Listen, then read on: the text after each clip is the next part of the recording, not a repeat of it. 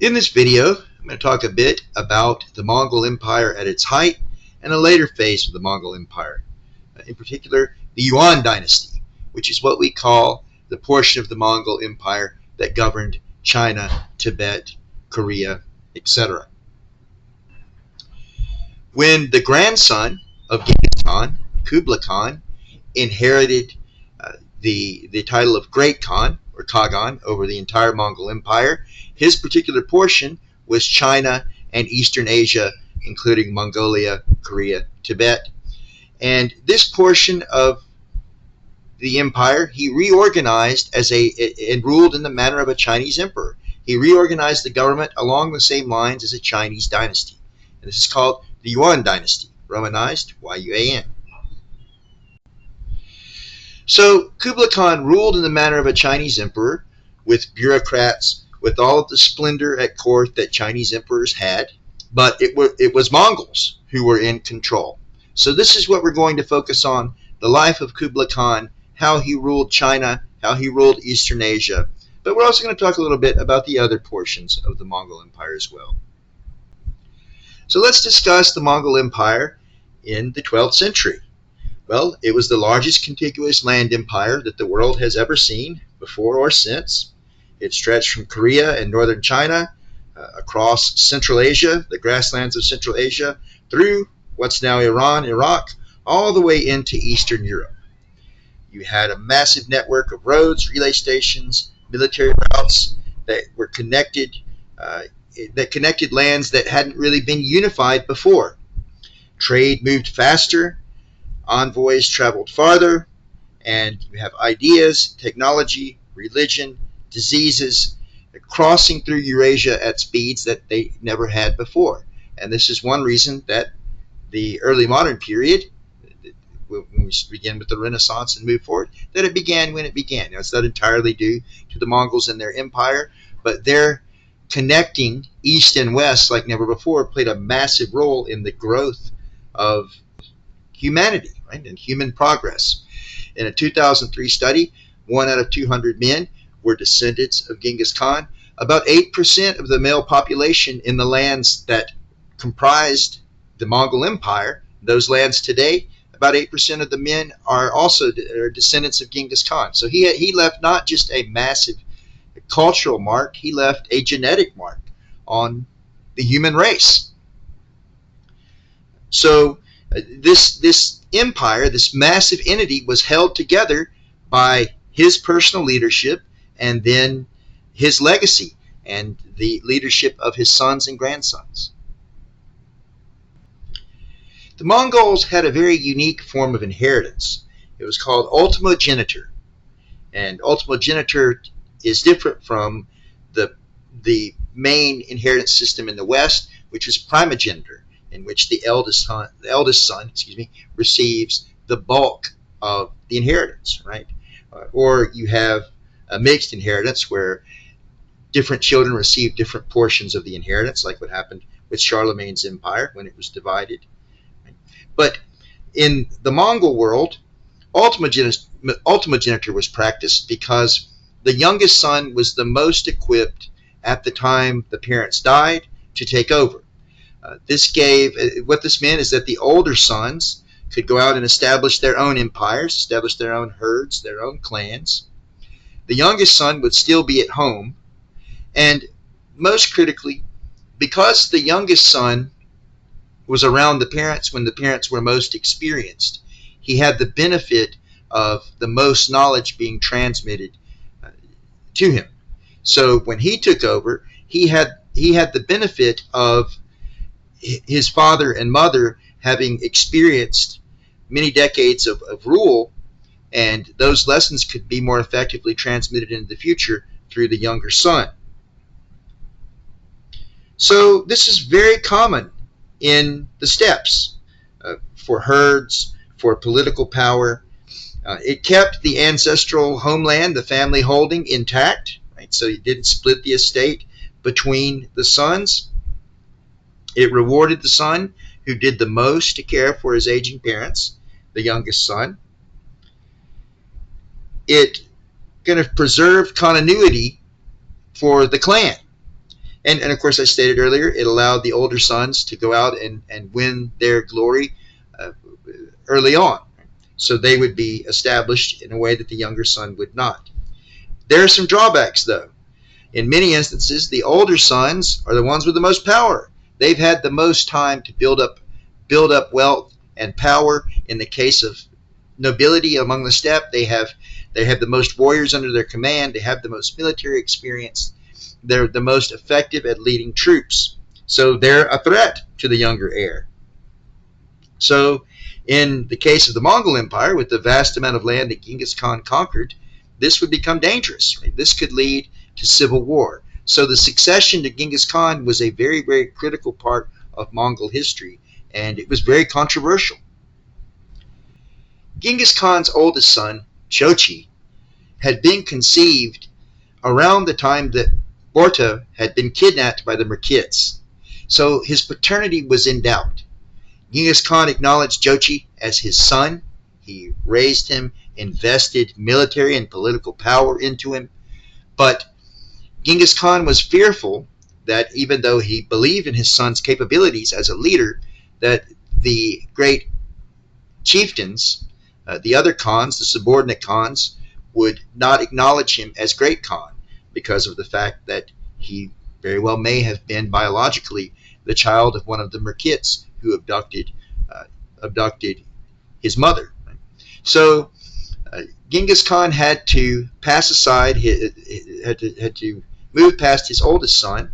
Generally, the Mongols didn't allow the oldest sons to inherit the bulk of the estate anyway, but Genghis Khan was an iconoclast, meaning that he didn't believe he was bound by tradition. If a tradition did not suit him, he didn't follow it. He believed that Jochi would make an excellent ruler, and he had considered investing him with the title of Great Khan, but the controversy over his parentage caused him to bypass Jochi. And his second son, Chagadai, was a great warrior. He was ferocious, he was brave, he was an astute military commander. He was responsible for sacking cities, for leading horsemen in high-speed campaigns across the steppe. The problem was that Chagadai was too volatile. He was too much of a fighter. He was too hot-headed. He was too quick to pull out his blade, to fire an arrow. And as a result, Genghis Khan felt that Chagadai would ultimately, his hasty nature, his kind of headstrong personality, would not be good for the overall empire.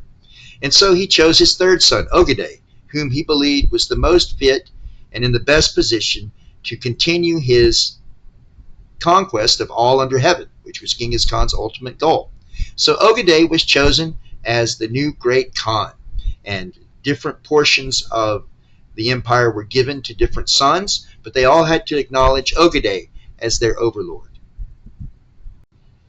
Ogedei ruled the entire empire as Great Khan, but direct control for the western half of the empire went to Genghis Khan's other sons. Chagadai, for example, inherited the Chagadai Khanate, which was a region in Central Asia, the area of Turkestan. It's now Kazakhstan.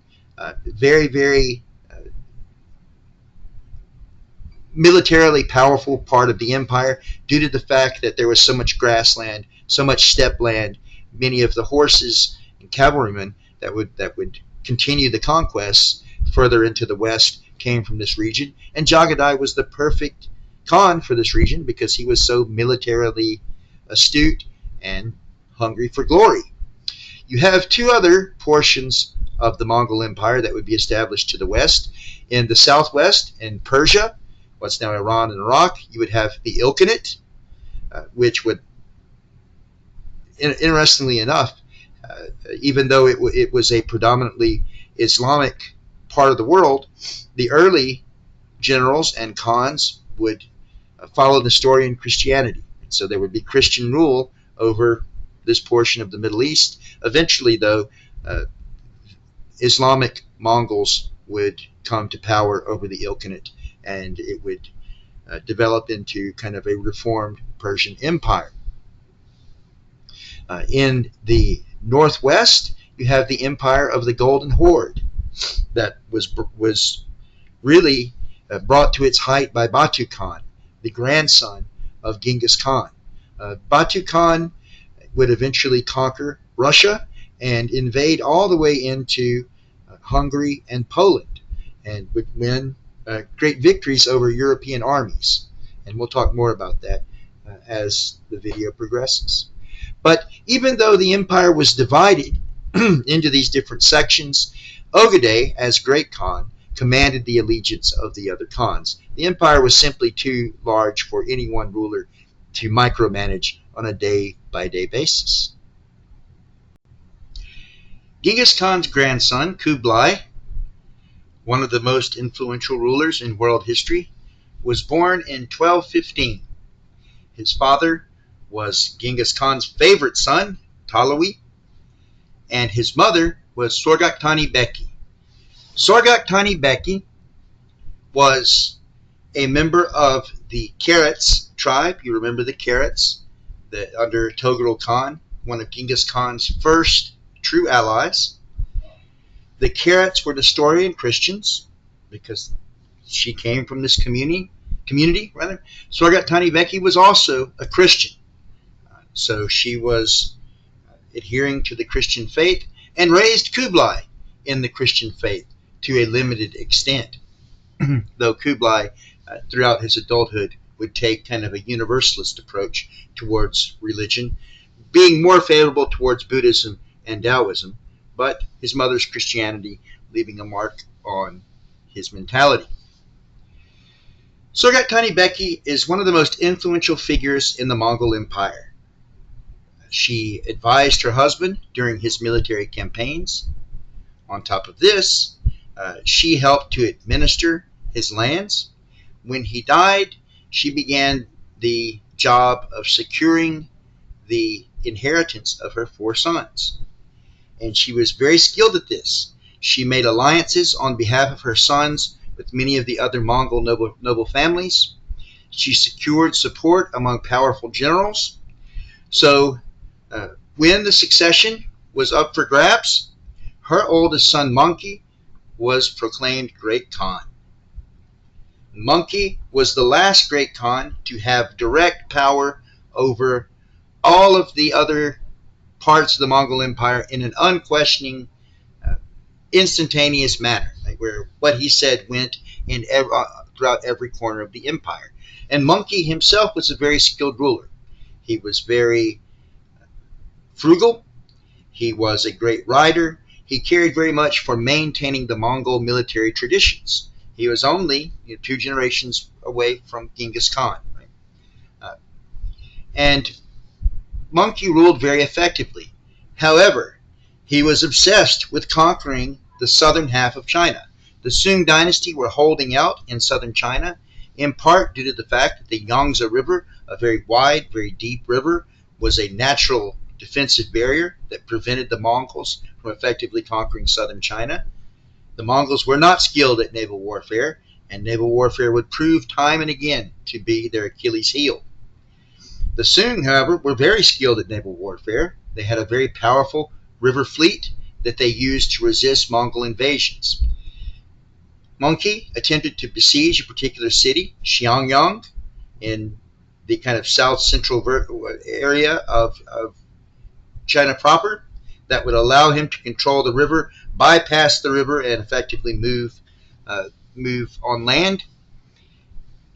But he ended up dying during the siege. We don't know if he died from wounds or if he died from dysentery or another disease. Nonetheless, Monkey Khan passed away, and his younger brother, Kublai, was the expected heir. So Kublai was proclaimed Great Khan in 1260. Kublai took a very different position from his brothers and from other high-ranking members of the Mongol nobility. He was less interested, just to be clear, he was very interested in conquest and in continuing the mission of conquering all under heaven. However, he didn't look at settled lands as sources of wealth to extract and ruin and ignore. He saw governing settled lands in a peaceful manner and kind of building civilization as a worthy goal. And this separated him from his kinsmen. He believed that northern China, where he had spent much of his childhood and life, should be nurtured, ruled justly, ruled effectively, and brought to prosperity. And then once that is achieved, then the goal of conquering all under heaven will be that much easier.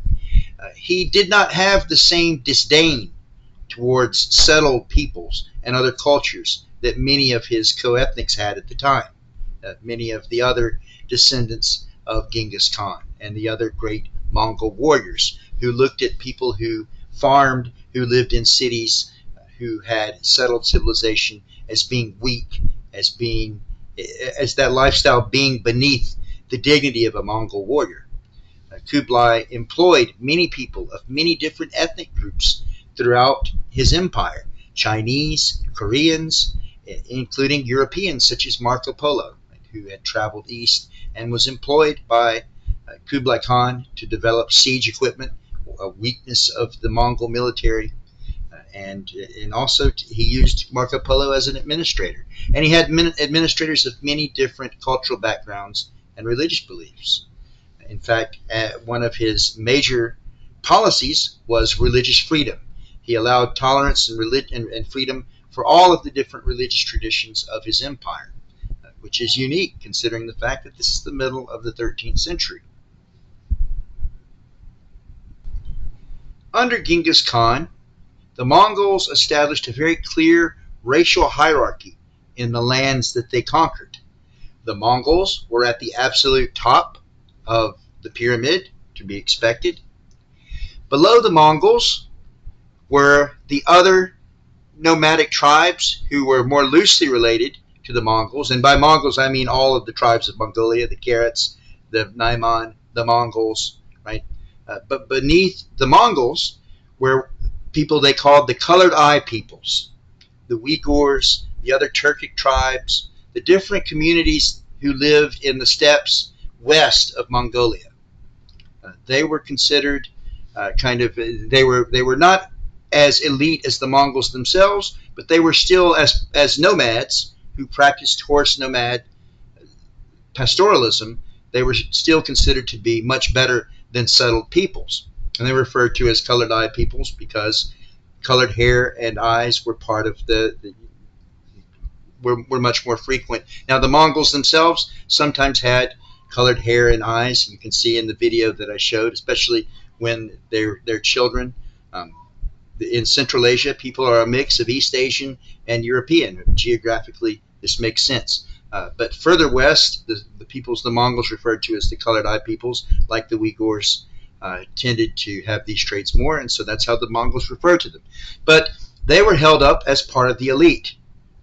Beneath the colored eye peoples were the northern Chinese, the Han Chinese, who were used to living underneath nomad rule, right? First the Jurchen in the Jin Dynasty, and then when the Mongols conquered the Jin Dynasty, the northern Chinese were used to living under the Mongols. And at the very bottom of the hierarchy were the southern Chinese. Now this is the opposite of the traditional Chinese view. The southern Chinese, at the time, seeing themselves as the pinnacle of civilized, of being literate, and even to this day in China, the stereotype is that southern Chinese women are more attractive, right? That southern Chinese culture is more refined, simply due to the fact that it has been less ravaged by nomadic peoples. So the Mongols established this racial hierarchy, and this affects who is appointed to what post, how much taxes people pay, etc. But Kublai, when he comes to the throne, he employs people of many different walks of life, in particular foreigners from outside the boundaries of his own territory, because he feels like he can rely on them more than those who have vested interests inside his realm, right? Who may have ties to particular noble families or factions. So men like Marco Polo are very valuable. They don't know anyone. They have no ties. They have no patrons. They have no supporters. So they're reliant on Kublai himself in a way that other officials are not. Kublai was crowned Great Khan in China. His younger brother, Arik Bok, was crowned Great Khan in Mongolia. So we have two brothers, both of whom were crowned Great Khan, who are now opposed to one another. But this is more than just a conflict between brothers. And it's more than just Kublai Khan's first true test as a ruler. Kublai has spent a great amount of time in northern China. He's much more interested in and less disdainful towards Chinese culture.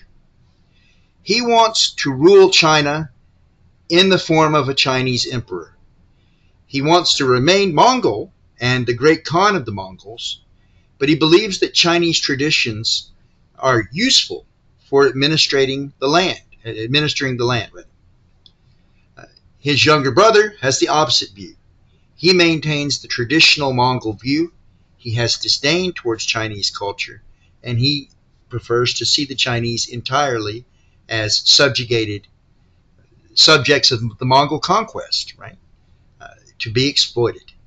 In fact, Genghis Khan himself had weighed the idea of depopulating northern China with his subordinates when the official Yelu Chukai persuaded him that taxing the population would be more profitable to him in the long run than exterminating them. Of course, could he have exterminated the intensely heavily populated North China plain? I don't know, but nonetheless, he had considered it. Arik Bok held that mentality. He had a certain amount of scorn towards the Chinese, and Kublai did not have that scorn. He didn't share that. Certainly he saw himself as the rightful ruler and the Mongols as superior to the Han Chinese, but he didn't have the same level of disdain. So the two fought it out. Kublai won, and he then obtained power over the entire empire of the Great Khan, right? The Mongolia, Tibet, China, Korea, etc. Though he had to campaign in Tibet afterwards. And it was his vision of a Mongol elite ruling over a massive Chinese dynasty that would continue in East Asia for the remainder of the 13th and first half of the 14th centuries, with the Yuan dynasty, which he proclaimed in 1271, being the name of the Chinese dynasty established by the Mongols. As the new emperor of China, Kublai built a capital for himself at Khanbalik, which is now the site of Beijing, and he began to govern this vast, diverse empire and to expand it as much as he possibly could. His first target was the southern Sung dynasty that was still ruling southern China and was enjoying a literary and cultural artistic renaissance. He did his utmost to avoid having to challenge the Sung on the water. Eventually, he succeeded in securing the Sichuan province of southwestern China, the Himalayan foothills, which allowed him to bypass the Yangtze River, and for the southern Sung dynasty, it was a wrap after that. The child emperor of the Sung perished when an official grabbed him and leapt into the river to drown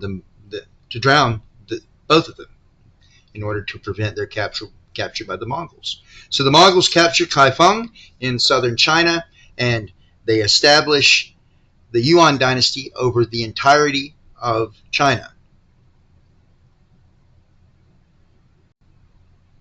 As a result of this reunification of China, we start to see Kublai Khan promulgate certain aspects of Chinese culture, such as paper money, all the things that Marco Polo talks about: gunpowder, paper money. They're being disseminated throughout Eurasia, in part due to the fact that Kublai is promoting these. One of the weapons that the Sung used against the Mongols were gunpowder weapons. In particular, a type of a type of bomb that was thrown, gunpowder lit inside a gourd that would then explode with shrapnel inside. And also, the Sung used primitive rockets against the Mongols, and they were particularly effective in sea battles, which is another reason that the Mongols had such difficulty. Well, I say sea battles, river battles, right, on the water. The Mongols were not natural sailors. They had no experience as a maritime power, and it would be through their annexation of Korea that the Mongol Navy, well, I should rather say the Yuan Navy, was created. Despite the fact that Kublai ruled in a Chinese manner, he was still a Mongol through and through, and he wanted to continue this idea of the Mongols conquering all under heaven. He began to push his armies even further south of the Sung Dynasty, into what's now Vietnam, into a region called Annam, northern Vietnam. The Chinese, as we had learned in previous lectures, had maintained lordship over this region during pretty much the apogee of every dynasty, every Chinese dynasty. So Kublai felt that it was only natural that his dynasty would assert control over this region. So he sent his armies south. The problem was they were unfit for fighting in the jungle. The Mongols' expertise were on the open plains in North and Central Asia. The jungles of Vietnam were the opposite of that. Soldiers died of malaria, they died of yellow fever, they died of other diseases. On top of this, they had to navigate the terrain through riverboats. They would get motion sickness. This was a very uncomfortable experience for them. The humidity, the heat were alien to them. And finally, the locals, the Vietnamese themselves, refused to surrender no matter what. Again, as if you recall in the unit on Vietnam, the origins of Vietnamese culture, how rebellion is intricately tied to Vietnamese identity. And this is true during this period as well. The Vietnamese refused to yield to Kublai Khan's forces. They would launch attacks and then retreat back into the jungle or sail down the river, and the Mongols had trouble retaliating. And these campaigns were very, very, very expensive, so Kublai eventually decided to withdraw from Vietnam. He also attempted to intervene in a civil war on the island of Java, in what's now Indonesia in Southeast Asia, but thanks to the deceit of the allies, purported allies of the Mongols ended up being defeated in a combined naval land operation. Again, the Mongols are not good at naval warfare, so Kublai had to cut his losses there as well. So we finally are seeing limits to Mongol conquest. The Mongols' greatest defeat would come at the hands of the Japanese, in particular the Kamakura shogunate that we talked about in a previous video. The Japanese had traditionally paid tribute when there was a strong Chinese emperor, so Kublai Khan determined, rationally, the Japanese owe him tribute. The Kamakura shogun refused to pay tribute to Kublai Khan, and so he decided to chastise Japan by invading the southernmost island of Kyushu. This invasion failed, so he put together an even larger fleet, manned mostly by Korean sailors, but transporting Chinese infantry, Mongol horsemen across the East China Sea. And the idea was to overwhelm and conquer Japan and destroy it utterly. The Mongol fleet was struck by a typhoon that damaged many of the warships and killed thousands of soldiers. The Japanese saw this, understandably, as a sign of divine favor. Their goddess, Amaterasu Kami, had spoken and had brought this storm on the invading Mongols in order to protect the Japanese islands from Mongol invasion. Now, this didn't completely destroy the Mongol fleet. Many of the most unfortunate members of the Mongol military managed to make it onto the beach near Fukuoka, in the modern city of Fukuoka in Japan, where they engaged in very close range hand-to-hand fighting with the Japanese samurai. When these soldiers were trapped on the beach, they couldn't do what Mongol soldiers did best. They couldn't circle with their cavalry, maneuver, fire their arrows, use their mobility to their advantage. They were instead forced into close quarters combat with the best close quarters combat fighters on earth, the samurai, who not only had better technique and were defending their home territory, but they had better equipment for close quarters combat. The tachi of the samurai, shattering some of the Mongol weapons that were meant to be used on horseback. So you end up with this infantry contest that the Japanese samurai absolutely dominated.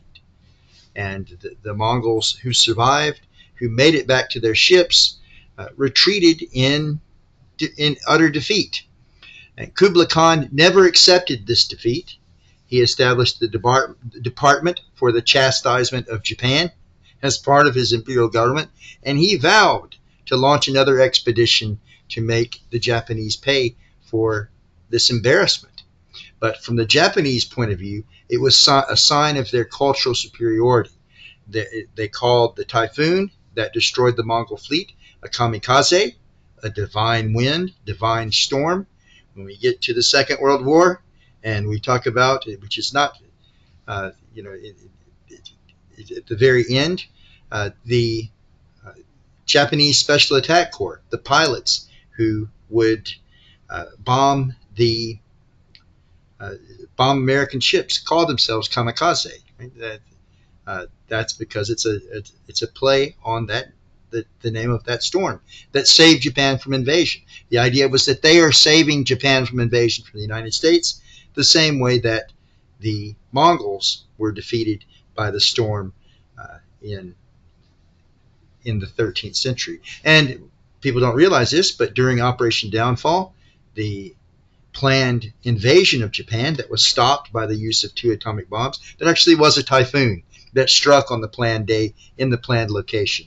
So, that's kind of an eerie fact about history. Nonetheless, the Japanese saw their culture for the first time as being superior to those around them. Previously, the Japanese had looked at China as being kind of the grandfather of civilization. From this point on, they'll look at China as having fallen to this people they considered barbarians, the Mongols, and yet they themselves defended against the Mongols successfully. They were unconquered, while China fell completely. So they begin to see themselves as independent of, completely, and culturally, philosophically, and superior to Chinese civilization. We're going to shift gears and talk about Persia, southwestern Asia. That's normally outside of the purview of this course, but because we're talking about the Mongols, we're going to discuss it. Hulagu, another brother of Kublai Khan, with the same father and mother, marched west and took control of the Mongol forces in Persia. He expanded Mongol control significantly, sacking Baghdad in 1258. This is one of the most destructive assaults on a city in the history of the world. Baghdad was one of the world's premier cosmopolitan cities. It was a center of mathematics, of scientific knowledge, of Islamic scholarship, of literature, poetry, the arts, wealth. Baghdad had been the capital of the Islamic world for 2 centuries. It was the capital of the Abbasid Caliphate, the caliph being the supreme authority in the Islamic world. The Mongols ended up taking the city, sacking it for several days, putting its population to the sword, destroying irrigation systems, destroying fields, destroying the agricultural system in its entirety, and executing the last Abbasid caliph. Not only was this great city, the jewel of the Islamic world, completely destroyed, the Muslim world was left without its central leader, the caliph, the successor to the prophet. He had been killed by, from the Islamic point of view, these heathens, these barbarians who had no culture, no honor, no piety whatsoever. So this was really seen as the punishment of God. And then this is how both people in the Middle East and Europeans would come to see the Mongols, referring to the Mongols as the scourge of God. So uh, this would lead to the establishment of the Ilkhanate, a Mongol empire centered around Persia, based in southwestern Asia. Ultimately, in the beginning, many of the generals and the great warriors of the Ilkhanate were Christian. In time, though, the rulers of the Ilkhanate, the Mongols involved, will become Muslim and gradually be assimilated into the greater Persian population, which is something we see again and again with nomadic conquerors. They arrive, they're militarily unassailable, they slaughter the defending army, they take over, and over time they end up, through intermarriage, blending with the native population and disappearing as a distinct entity. So the Ilkhanate would wage war throughout southwestern Asia. They would ultimately be checked just 2 years after the fall of Baghdad at the Battle of Ain Jalut.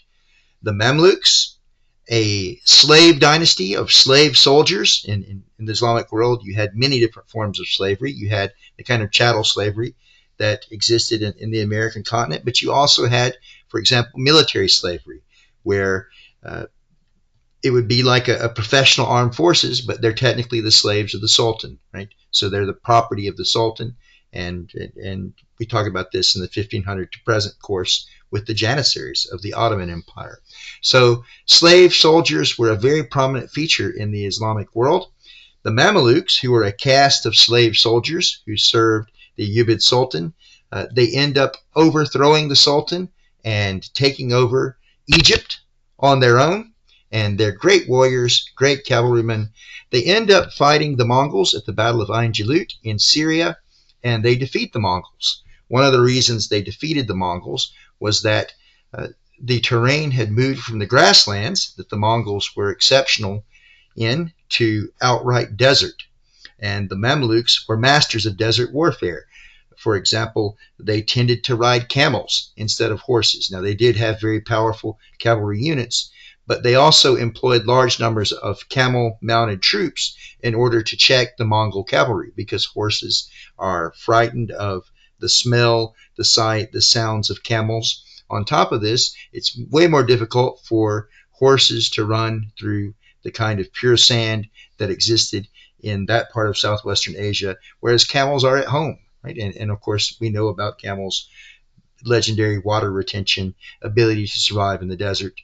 So the Mamelukes were able to check the Mongol advance because the Mongols had yet again entered a biome where cavalry warfare, horses, were not as effective as in the territory that they were used to. Generally speaking, wherever a cavalry army could operate freely, the Mongols were completely unassailable. It's only when they move into the jungles of Southeast Asia, the deserts of southwestern Asia, the naval operations in Java and Japan, that we start to see the Mongols failing to expand. But nonetheless, this ended Mongol expansion, sparing a small portion of southwestern Asia and North Africa from Mongol conquest. Kublai Khan ruled his great empire, as stated earlier, as another Chinese dynasty, but with Mongol direction. Unlike most Chinese dynasties, however, he filled his court with foreigners. And I had mentioned how these foreigners didn't have ties to Chinese or Mongol factions, and so they were viewed as more trustworthy, more dependent on the Great Khan for their status, and therefore more loyal. But the Great Khan also enjoyed the prestige of having a truly cosmopolitan court. He also enjoyed having experts, masters of their fields from all over the world, valuing merit greatly. You can see in this image, there's Marco Polo advising the Great Khan. Marco Polo served Kublai Khan in a number of ways. First of all, as a merchant from Europe, Kublai Khan was deeply interested in his accounts of his journeys. After all, the Mongols want to bring the entire world under their banner. They want to know as much about it as possible.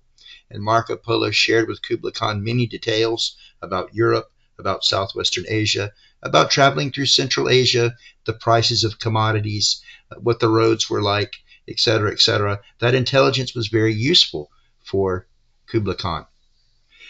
Kublai Khan also made Marco Polo an official in the city of Yangzhou, a very, very large city, and Polo stated that he was the governor. This has been disputed by historians whether he was the actual governor of the city, but we do know that he had some authority over taxation in this city, at least. And the reason for this is that foreign tax collectors are very effective. They don't have a problem squeezing the people for every penny because they're not from the society in question. They don't have any local ties. They don't have anyone coming to them demanding to be released from taxation because of previous goodwill or family ties or local ties or anything like that. So Marco Polo was used in that capacity. He also used Marco Polo as an envoy, sending him to different governors, to different rulers, because as a man of the world, and in this period of time, in this part of the world, Marco Polo was seen as extraordinarily exotic. His physical appearance as a European would set him apart from other envoys, right? And so the simple novelty of having him at court would have delighted many political leaders. And this is something that we see again and again. I'll give a counterexample. In the 16th century, when Japanese samurai visited the Vatican, some of the high-ranking churchmen in the Vatican were absolutely delighted to see this man because they looked different, they dressed different, they behaved differently.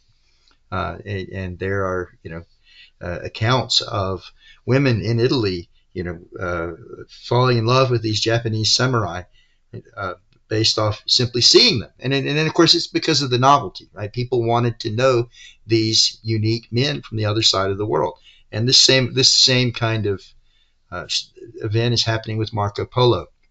The fact that Marco Polo was very savvy, very intelligent, and able to adapt to different customs and not offend people was also a facilitating factor, right? The typical faux pas and culture shock. He had traveled for so long with his father that he was immune to strange sights and sounds, and he would consume foods that would normally put off a European, and he fit right in. So Kublai Khan used him for this purpose as an envoy. He also used him to help advise him on trade. Marco Polo was a very experienced merchant, and Marco Polo also understood the construction of siege engines. The European continent was littered with very, very powerful, very large castles at the time, and Europeans had become masters of siege warfare as a result. But Marco Polo is one of dozens of foreigners whom the Khan had employed. Right? He employed men from all over Eurasia. So it's not as though Marco Polo has this unique place at the Khan's side, like you see in the show, for example. And certainly Marco Polo would not have been consulted in anything having to do with conflict between Kublai and his cousin Kaidu, which I should also mention. His cousin Kaidu was like his brother Arik Bok. He did not enjoy the fact that Kublai was blending Chinese and Mongol traditions. He wanted to keep the Mongol traditions pure, live life on the steppe, be a nomadic warrior, be a man's man, not paying attention to these effeminate Chinese scholars the way that Kublai Khan did, not respecting Confucianism and other foreign traditions. And Kaidu squabbled with Kublai Khan over and over because of the fact that Kublai Khan was bringing in so many of these Chinese traditions. And of course, from Kublai Khan's point of view, his cousin was being insubordinate. One thing I should talk about before we talk about the fall of the Yuan dynasty is the campaigns in Eastern Europe. So Batu Khan of the Golden Horde, the branch of the Mongols that moved through Kazakhstan into what's now Russia, into Poland and Hungary, they won many great victories. The Great Eurasian Steppe stretches from northeastern China all the way to Hungary, to the Carpathian Plain, right? So a good chunk of Europe is part of this grassland biome. And when the Mongols invaded this portion of Europe, they absolutely ravaged the armies that were sent to defeat them. So the Mongols first moved through Russia. They destroyed the cities of Vladimir, of Kiev, and then moved west into Poland and Hungary. They first won a great victory at the Battle of Legnica on April the 9th, 1241, when they defeated the Holy Roman Emperor, Henry II, killing him during the battle. 2 days later, the Mongols turned south and moved into Hungary. King Bela IV of Hungary had the most powerful cavalry army in Europe. If you recall, the Magyars, who formed the nobility of Hungary, originally came from a region near Mongolia and were East Asian in origin. They had moved into Eastern Europe centuries earlier, converted to Catholicism, and mixed with the predominantly Slavic population to create the modern Hungarian ethnicity. But they had a very powerful army as a result, a cavalry army that had steppe traditions. Well, the Mongols managed to utterly crush them, killing Bela IV, and the entire path to Central Europe was wide open. The Mongols didn't move into Central Europe, however. Ogedei Khan, Genghis Khan's son and successor, passed away, and Batu Khan withdrew in order to be present at the Kurultai in order to elect a new Khan. And it was very important that he and his warriors be there to see to his people's interests, right, in the establishment of the new great Khan. However, people say that Europe was saved by this withdrawal. I'm not so convinced of that. The Mongols were the greatest warriors of their age, absolutely, without a doubt. But the Mongols were not invincible. When they entered biomes that did not favor cavalry warfare, they struggled greatly. They struggled against the Vietnamese. They struggled against the Javanese. They struggled against the Japanese. They struggled against the Mamelukes in Syria. And I believe that they would have probably struggled against the Germans and Italians as well, simply due to the fact that these heavily forested, mountainous regions in Central Europe with these impregnable castles would have been very, very difficult for the Mongols to overcome. Constant sieges, fighting that favors infantry combat over cavalry maneuver, thick forests like the Black Forest. It would have been very difficult for the Mongols to maintain the kind of operations they were used to in Western Europe. Now, maybe they would have been able to ravage Germany, Italy, and France, but I strongly suspect that they would have reached their natural limits there as well. With Eastern Europe, Russia, Hungary, Poland being flat grasslands, perfect for Mongols' form of maneuver warfare. So I don't believe that Europe was saved by the death of Ogedei Khan. I don't believe that the Mongols would have likely been able to seize the initiative and take city after city in Western Europe. Not because the European knights were better fighters, not by a long shot, but because the terrain and the ground favored defense and really disadvantaged the Mongols. Nonetheless, the Mongol Empire, the largest contiguous land empire up to that point, I've said it a couple of times, was the supreme superpower of the 13th century. Like all great powers, there is a rise, there is a zenith, and there is a decline. And the seeds of the decline had begun during the reign of Kublai Khan. Kublai Khan was so focused on China and East Asia that he didn't maintain strict control over the Mongol forces to the west, the Ilkhanate, the Golden Horde, the Chagatai Khanate. And so over time, there is kind of a creep towards independence for the rulers, the Mongol rulers of these entities. They begin to break away from the larger empire. On a more visceral level, there is the change in lifestyle. The Mongols originated in a difficult biome with a feast-famine cycle, where people would go days without eating, where hunger, deprivation, poverty had to be endured for people to survive. And they would occasionally, someone would shoot a deer. someone that they would slaughter some livestock and they would have a feast and they would indulge. And when these times were good, they would eat, they would drink. The Mongols loved wrestling, they loved drinking, they loved music. They were they were similar to the Norse in that respect, right? These are men's men, right? They have pursuits that are martial, that are uh, that are very boisterous. Their personalities tend to be very outgoing even today, relative to, for example, the Chinese, Koreans, Japanese, etc. And even today, they eat a diet largely based off meat.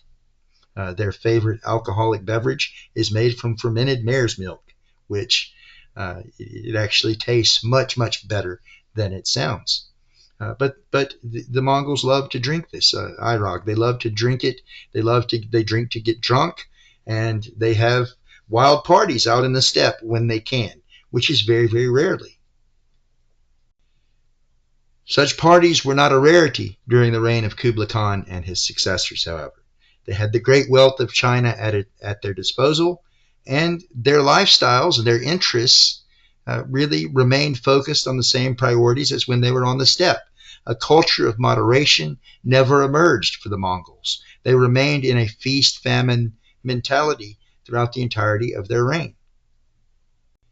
Thus, Kublai Khan would throw raucous feasts with thousands of attendees, with thousands of Mongol noblemen and warriors, Chinese officials, Marco Polo, sitting and laughing and drinking, Chinese dancing girls moving about, and plenty of alcohol and plenty of very rich meats that the Mongols loved.